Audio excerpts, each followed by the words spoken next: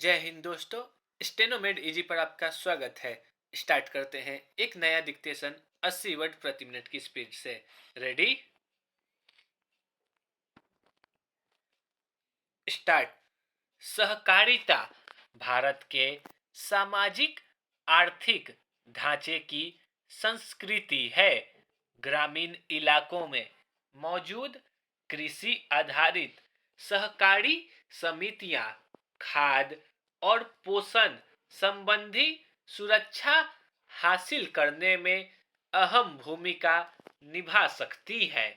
इससे लोगों की आय में बढ़ोतरी हो सकती है और उनकी हालत को बेहतर बनाया जा सकता है।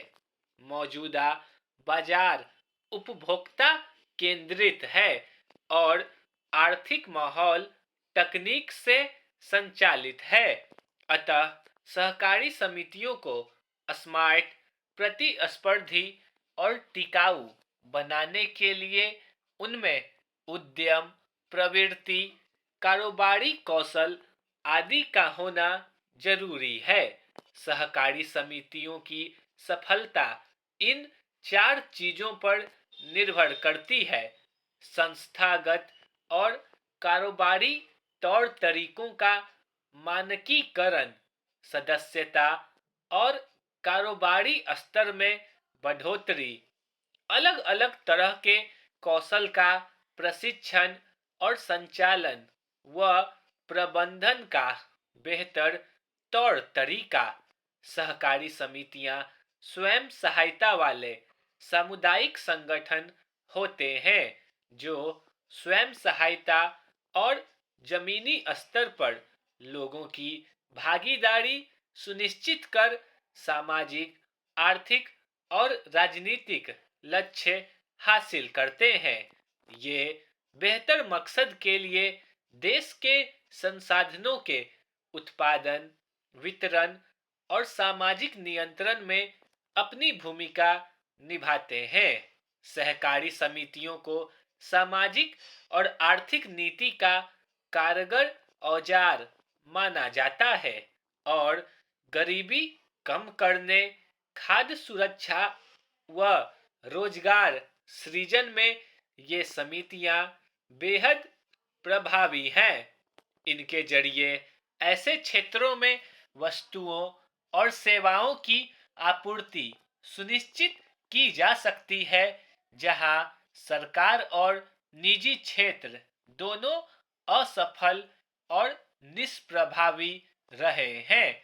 सहकारी समितियां पूंजी केंद्रित होने के बजाय लोक केंद्रित होती है, इसलिए समय समय पर कौशल के प्रशिक्षण और क्षमता विकसित करने की जरूरत होती है ताकि कारोबारी प्रणाली में सामुदायिक नेतृत्व, समय प्रबंधन, रचनात्मकता व नवाचार और बेहतर कारोबारी प्रबंधन को बढ़ावा दिया जा सके। सामुदायिक कारोबारी संगठनों से जुड़े बेहतर कौशल वाले कर्मी चुनौतियों और समस्याओं से बेहतर ढंग से निपटने में सक्षम होते हैं।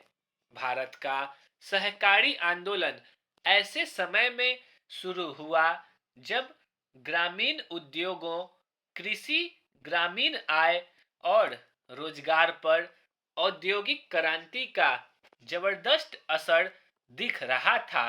यह 19वीं सदी की बात है। आजादी से पहले के भारत में इस आंदोलन को पहली सफलता तब मिली जब 1904 में सहकारी सोसाइटी कानून पास हुआ। इससे सहकारी समितियों को कानूनी दर्जा प्राप्त हुआ और इस तरह सहकारी आंदोलन को रफ्तार मिली। इस क्षेत्र में कुशल सहकारी, तकनीकी रूप से योग्य और विशेषज्ञ कर्मियों की उपलब्धता जैसी चुनौतियां कायम रही हैं। सहकारी समितियों में कौशल की जरूरतों को ध्यान में रखते हुए भारत में इस आंदोलन के जनक स्वर्गीय बैकुंठ मेहता ने कहा था, सहकारी प्रशिक्षण न सिर्फ पूर्व निर्धारित शर्त है, बल्कि यह सहकारी गतिविधियों के लिए अस्थायी शर्त है। स्टॉप।